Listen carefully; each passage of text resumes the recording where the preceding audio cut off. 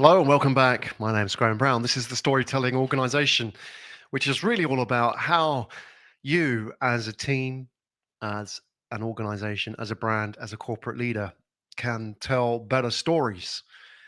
Because, as we will learn today, and I'll be your guide for this journey into the world of stories, stories are probably the most important skill for any corporate leader because they have significant impact on business outcomes. So, what are those outcomes? How does storytelling impact outcomes? And how do you use it? How do you get better at it? How do you become a better storyteller? You don't have to be Steve Jobs to be an amazing storyteller. You just need to know how it works. And what I want to do today on the Storytelling Organization is talk about why it works. There's a lot of mystery about storytelling. We know storytelling as once upon a time, like your younger years, or if you've got kids, you'll remember those stories you were told by mom and dad, or the stories told you by teachers, gather around kids. They had a magical effect.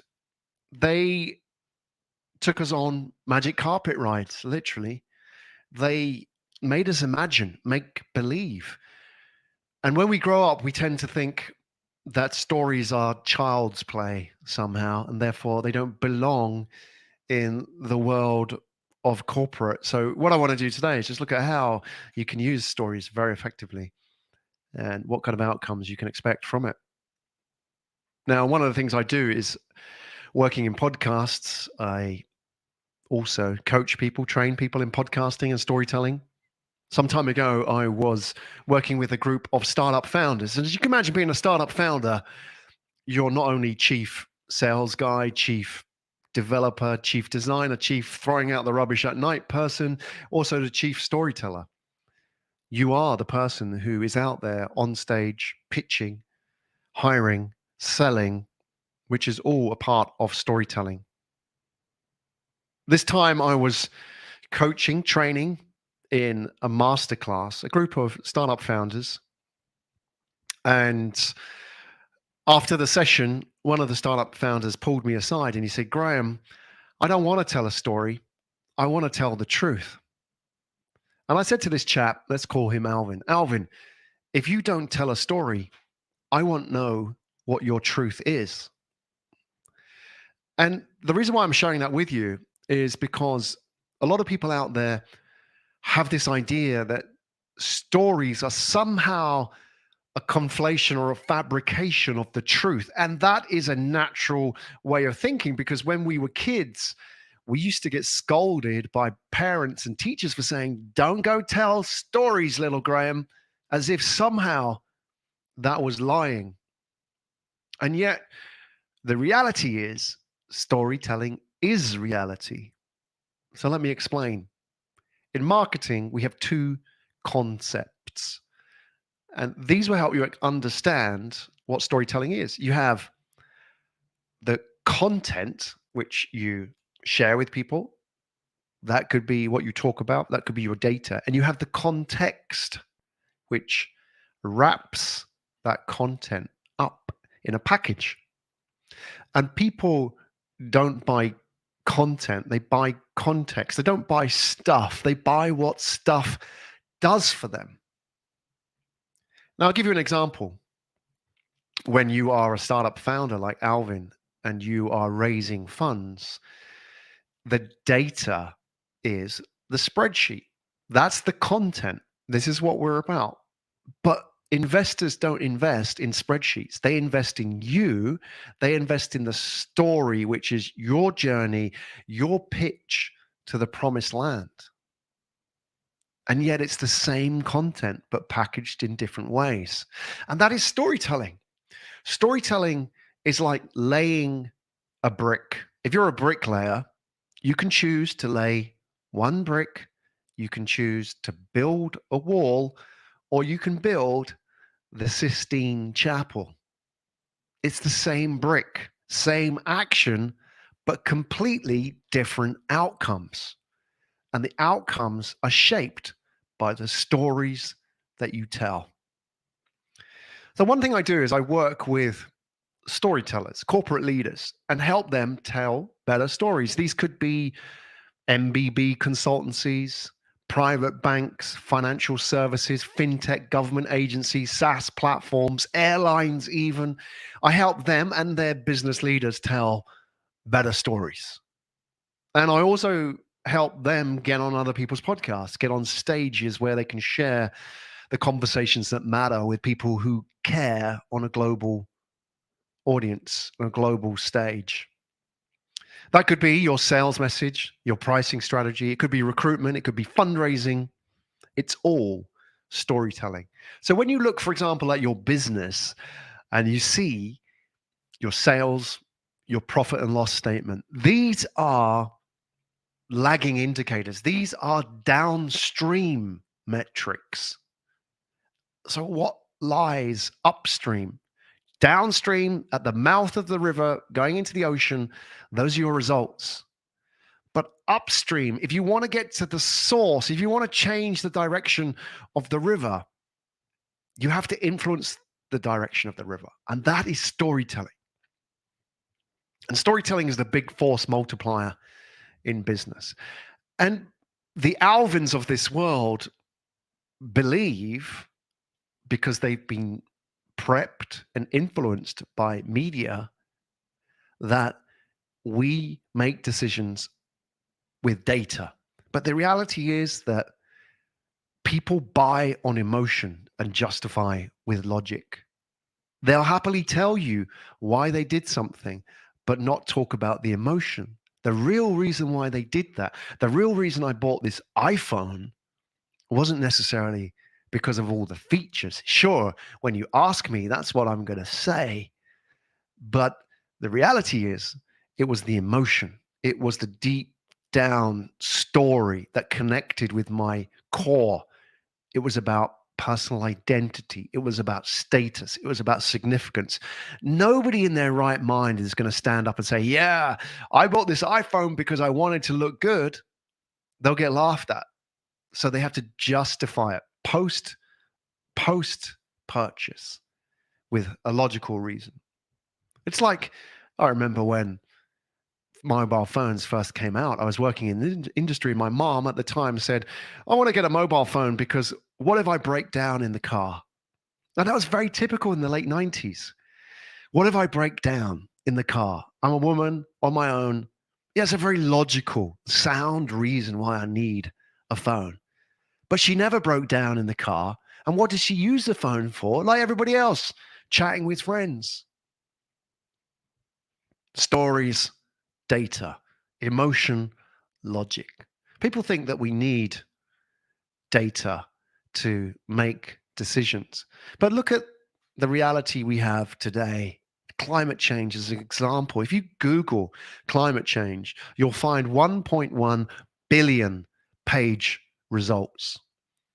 There's a lot of data out there about climate change. We know we have all the data in the world, if not more, many lifetimes of data about climate change. We've known climate change is not new. In 1892, so that's 130 years ago, the first scientific paper was published by a Swedish researcher called Svante Arias. He published a paper about coal and global warming in 1892. Guys, we've known about it for 130 years.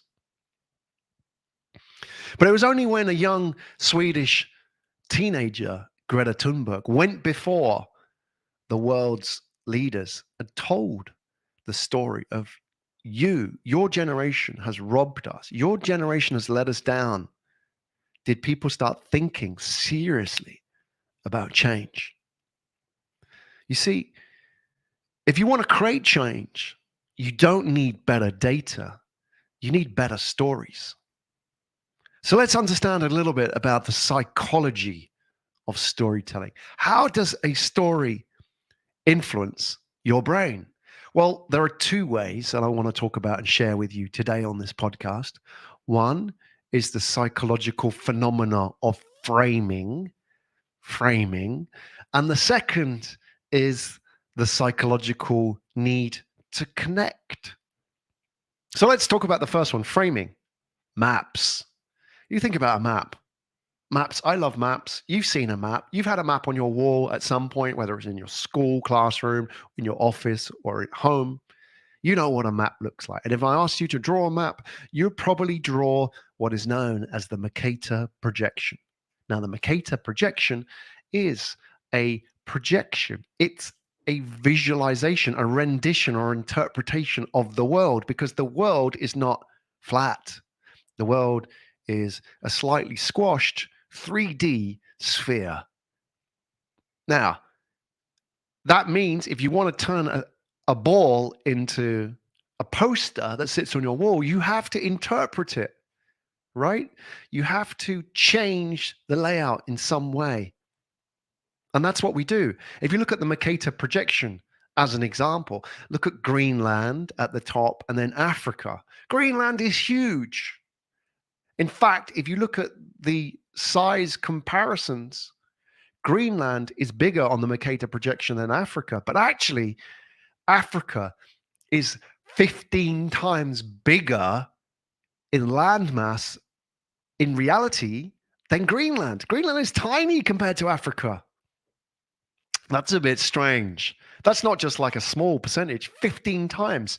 Greenland is 2 million square kilometers and Africa is 30 million square kilometers. So that's a huge misrepresentation. Something's going on. And I'll tell you what that something is. Go back to any different projection in the world, and you will see that it's an interpretation of fact, because you cannot see clearly the world in its 3D form. So we have to interpret it so you can understand it. And that is what's called a worldview. And the most dominant worldview in our society is the Mercator projection, which puts the Americas on the left, Europe in the middle, all bordering the Atlantic Ocean, and then Asia kind of pushed out to the side. And if you're a Kiwi, you're not even on the map sometimes. That's a political representation of the world. Not only are the sizes very different, it very much favors the northern hemisphere, but it also puts the old colonial powers straight bang in the middle of the world. And that's not done coincidentally. If you look, for example, at a map centered on Tokyo, which I have seen because I've lived in Japan, and the first time I ever saw a non-Mercator projection map was a Japan-centric map, and it's very strange. Firstly, you'll see my home, like Europe and then America, pushed right out, squashed into the corner of the map, as almost as if it's like a province or some backwater. And then the size of the Pacific Ocean is huge, it takes up half of the map. And for a reason, because if we believe that London and the old colonial powers are not only the center of the world, but top of the world and bigger than everybody else, then it kind of justifies all the political realities that follow suit, that potentially there is a reason why these companies are dominant and should be colonizing other countries in the bottom because they're small and insignificant and on the edges. That's a worldview. And that's shaped not just how we look at the world, but all foreign policy, identity, and relations that have really formed since we've started trading with other countries. Now, a very common interpretation of the map is simply to put the old colonial powers on the top. You might think, well, that's obvious, isn't it? Because Europe and America, they're on top of the world, aren't they? Well, actually, that's not the case, because there is no up and down in space, right? If you think about it, ask your physics teacher or any, GCSE or high school physics student would tell you there is no up and down in space. And they go, hang on a minute. So is that the case always? There is actually a south up map, which completely flips the world on its head. So where we would traditionally see Europe, there would be upside down Africa, and then you've got Australia, and they look much, much bigger. And then you've got sort of Europe sort of at the bottom and very small and tiny. And you will say, well, that's upside down. Well, we've dealt with that. And then you may say, well, north is up. No, it's not. And then you say, well, actually, the compass points north. Again, that's a story that we've been told for hundreds, maybe thousands of years. A compass doesn't point north. A compass points north and south. It's just at some point in history, some smart guy decided to paint the red dot on the tip of the north part of the compass. All of this has shaped history, politics, relations. All the problems that we have in the world, and the good things as well, have come out of our interpretation via maps. And if we change the map, we change how we see the world. Now, obviously, people will argue against that. And like the Alvins of this world who believe in data, will see the world through what psychologists call naive realism bias. And that is, we believe we see the world as it is. But the reality is that we live in a very constructed world. And that is, even if you look through your vision, your brain is actively interpreting and constructing the reality around you. You're not actually seeing what you're really seeing. Your brain is making interpretations of that. There is a lot of ambiguity out there in the world. And that's why we need stories, because what stories do, and this is the second part of the psychology of storytelling, is the power of stories is that they are able to remove ambiguity. Now, there's one thing that human beings don't like, and that is the unknown. If you were to look at any Hollywood movie, the bad guy is always formless.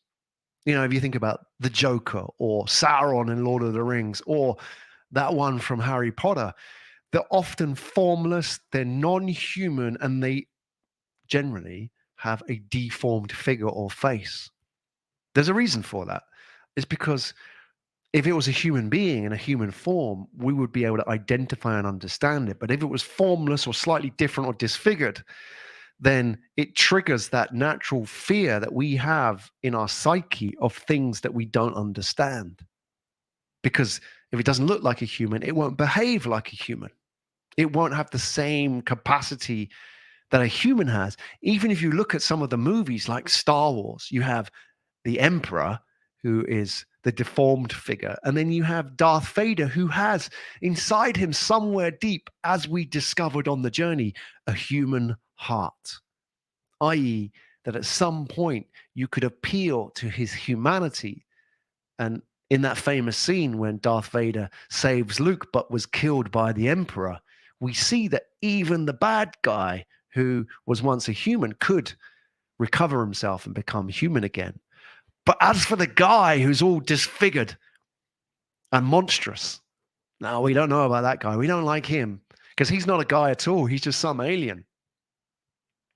And human beings have not liked that for many, many years. If you look all the way back to the cave paintings in Lascaux, 28,000 BC, so 30,000 years ago, when mankind was making art on the walls of caves, we were telling stories about humans and animals and putting it all together so we could make sense of it. Because if you were part of a Paleolithic or prehistoric Stone Age tribe 30,000 years ago, your biggest problem was going to be being eaten by an animal, disease, the weather, all those kind of things, starvation, the unknown, not having access to information about where the food was, not knowing if this berry would kill you at all, not knowing why all of a sudden it was flooding and you couldn't occupy your caves and would have to evacuate to higher ground. All of those things were the unknown. We didn't know it. So humankind started telling stories about all of that, like giving stories and giving meaning to the rocks and the rivers and the floods and the trees around us and the animals, and putting it into context, telling stories, whether it was religion or spirituality, or the definition of the stories of that tribe. See, the human brain, as magical as it is, cannot distinguish between past, present, and future. To us, it seems natural. To us, we understand that tomorrow I'm going to get up in the morning and go to work as I normally do, and I'll come home and have dinner with my family. We have these concepts, but the human brain, at the level of experience, the neuropsychological, the biological, chemical experience level, does not know the difference. All the human brain has is experience. So when you envisage what's going to happen tomorrow, to the brain, it's experiencing like it's happening now. And if you then tell them about what happened in the past, naturally you may feel upset if you remember something that was traumatic in your past. It's almost as if you're experiencing it again. But obviously, over time, the intensity of the experience may diminish as you are somehow habituated to that experience. But that's the reality of the human brain. So when the human brain sees or experiences or hears something that is unfamiliar, its natural reaction is to avoid it. We don't like the unknown. So when you're on stage as a startup founder and you are telling the story of your startup, what you're really doing is trying to connect the unfamiliar and the unknown outcome of investing in that startup to a familiar and known experience.